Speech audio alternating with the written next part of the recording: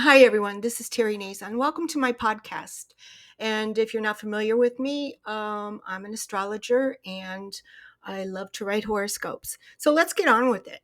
March is going to be quite the month. And if you haven't gotten my 2025 horoscope guidebooks on Amazon, maybe you should take a look. It could be helpful in the coming months. Of course, as March begins, Mars has gone direct, but we're not out of the woods yet. Mars is still in the sign of Cancer, where we have Mars, the soldier, inside the house. What does that mean? Well, at any point, things could get a little bit volatile, a little ups and downsy, let's say, because Mars doesn't like to be in the sign of Cancer.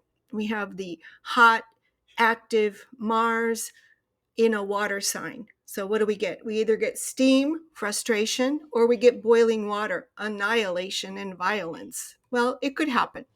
Hopefully not, though. And as soon as Mars goes direct, Venus, the planet that rules women, sisters, the wife, money, wealth, beauty, luxuries, she goes retrograde.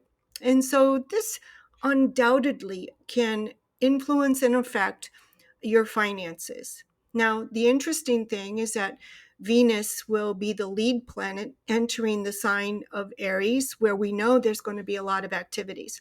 So, what I love about this is anytime we have planets coming from, let's say, the 12th house, or in this case, the sign of Pisces, over into the first house, or in this case, the sign of Aries, we get a feeling of accomplishment, of mojo, like we got through something.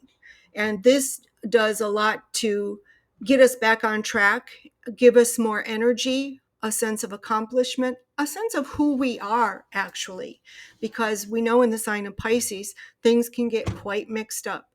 People have a tendency to tell you who you are instead of you knowing who you are. And we tend to just kind of like go along. And there's two factors that make us go along over the last couple months. It's Mars in Cancer and all the planets, Saturn, Neptune, and now the lunar south node, and of course Mercury, in the sign of Pisces. These aren't really active planets, but once they get into the sign of Aries, oh yes, they are. So if you find you're in need of getting your mojo back, and you find that you're in need of getting some of your lost energy, let's say, this is going to be your month. Of course, nothing great is ever done without some chaos. So I would expect that the month of March to be chaotic. But this may be the one thing that gets us all back energized, knowing who we are, and back to being our confident selves. Well, that's all for now, and I hope to continue uploading on my podcast. And feel free to let me know how you feel about it. Bye for now.